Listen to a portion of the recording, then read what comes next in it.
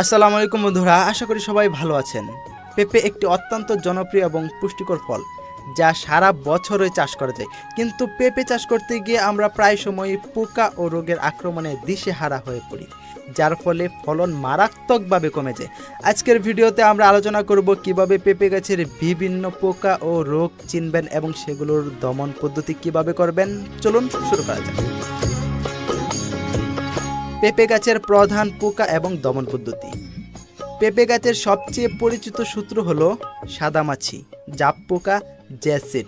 এরা কচি ডগা, পাতা ও ফুলের রস চুষে খায়, ফলে গাছ দুর্বল হয়ে যায় এবং পাতা কুঁকড়ে যায়। এছাড়া এরা মোজাইক ভাইরাসের বাহক হিসাবে কাজ করে। আসেন দেখি এই সমস্ত পোকা কিভাবে দমন করা যায়। দমন পদ্ধতি: প্রাথমিক অবস্থায় সাবান অথবা নিমের তেল পানির সাথে মিক্সড করে স্প্রের মাধ্যমে এদের নিয়ন্ত্রণ করা যায়। যদি এভাবে নিয়ন্ত্রণ না হয় তাহলে কীটনাশক স্প্রে করতে হবে, যেমন নিওনিকোটিনয়েডস, পাইরিথ্রয়েডস, অর্গানোফসফ্যাটস। এইসব গ্রুপে যে কোনো ওষুধ পোকাদের স্নায়ুতন্ত্রের উপর কাজ করে এবং খুব কার্যকর। প্রিয় উদ্যোক্তা, আমি আপনাদেরকে শুধু ওষুধের গ্রুপের নাম বলেছি। আপনারা ঠিক এইভাবে খাতায় নোট করে তারপর দোকানে গিয়ে শুধু ওষুধের গ্রুপের কথা বললেই তারা এই গ্রুপ অনুযায়ী ওষুধ দিয়ে দিবে এবং মাত্রা বলে দিবে। প্রিয় ভিউয়ার্স, মাকড়ের আক্রমণ থেকে রক্ষা। ছোট ছোট লাল বা বাদামি মাকড় পাতার নিচের দিকে জাল তৈরি করে রস চুষে খায়। এদের আক্রমণে পাতা তামাটে বা ব্রোঞ্জ রঙের হয়ে যায় এবং কুঁকড়ে যায়। দমন পদ্ধতি হলো প্রোপারজাইট, সালফাইট এস্টার বা অর্গানোসিলিকন। এসব গ্রুপের মাকড়নাশক ব্যবহার করে মাকড় দমন করুন। ফল ছিদ্রকারী পোকা। ফল ছিদ্রকারী পোকা পেঁপে চাষিদের জন্য একটি বড় সমস্যা। স্ত্রী পোকা ফলের খোসার নিচে ডিম পাড়ে, যা থেকে লার্ভা বেরিয়ে ফলের ভেতরে অংশ খেয়ে নষ্ট করে দেয়। দমন পদ্ধতি হলো ফেরোমন ফাঁদ ব্যবহার করে পুরুষ পোকাকে আকর্ষণ করে মেরে ফেলতে হবে এবং ম্যালাথিয়ন, অর্গানোফসফ্যাটস এই গ্রুপগুলোর ওষুধ ব্যবহার করে এই পোকাগুলো দমন করবেন। এবার আসি পেঁপে গাছের প্রধান কিছু রোগ এবং সেগুলো প্রতিরোধ ও দমনের উপায় নিয়ে। Dumping of.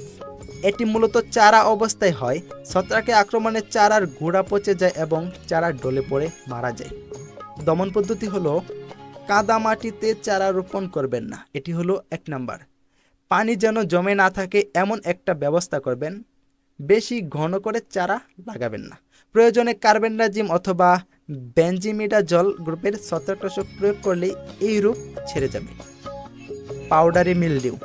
এই রোগের পাতার উপর সাদা পাউডারের মতো আবরণ পড়ে। এটি গাছের সালোক সংশ্লেষণ প্রক্রিয়া ব্যাহত করে এবং ফল কমিয়ে দেয়।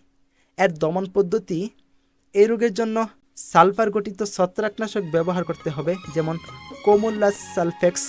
এই ওষুধ 1 লিটার পানির সাথে 2 মিলি ওষুধ মিশিয়ে স্প্রে করতে হবে। প্রয়োজনে ডাইনোক্যাব অথবা ইনঅর্গানিক সালফার গ্রুপের যে কোনো ছত্রাকনাশক ওষুধ ব্যবহার করবেন। Mosaic virus. পেঁপে গাছের সবচেয়ে মারাত্মক রোগ হলো মোজাইক ভাইরাস। এটি জাপ পোকা ও সাদামাছি দ্বারা ছড়ায়। আক্রান্ত গাছের পাতা হলদে সবুজ ছুপ ছুপ দাগ বা রিং স্পটের মতো দেখা যায়। পাতা কুঁকড়ে যায় এবং ফল ছোট ও বিকৃত আকারে হয়ে থাকে। এই মোজাইক ভাইরাসের আলাদা কোনো ওষুধ নেই, সেজন্য কীটনাশক ব্যবহার করে পোকা দমন করে ফেললে এই রোগ থেকে মুক্তি পাওয়া যায়। প্রয়োজনে ভাইরাসজনিত গাছ উপড়ে ফেলে দেবেন। অ্যানথ্রাকনোজ। এটি একটি ছত্রাক গঠিত রোগ। এই রোগ ফলকে বেশি আক্রমণ করে। ফলের উপর কালো, ভেতরের দিকে ঢোকা দাগ দেখা যায়। বেশি আক্রান্ত হলে ফল পচে যায়। এর দমন পদ্ধতি হলো ম্যানকোজেব, কার্বেন্ডাজিম, বেনজিমিডাজল গ্রুপে যে কোনো ছত্রাকনাশক ব্যবহার করুন।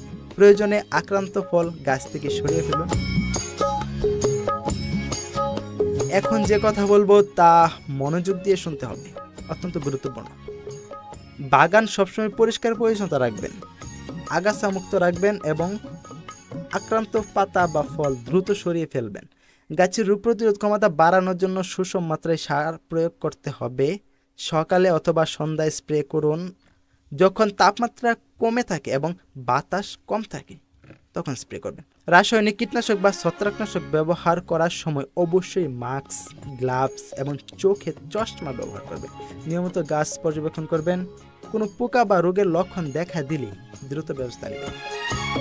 প্রিয় ভিউয়ার্স, আশা করি আজকের এই ভিডিওটি আপনাদের পেঁপে চাষে অনেক সাহায্য করবে।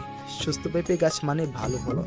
যদি এই ভিডিওটি ভালো লেগে থাকে তাহলে অবশ্যই একটি লাইক দেবেন, কমেন্ট করে আপনার প্রশ্ন বা মতামত জানাবেন এবং চ্যানেলটি সাবস্ক্রাইব করে আমাদের পাশেই থাকবেন। পরের ভিডিওতে আবার দেখা হবে। ভালো থাকবেন, সুস্থ থাকবেন।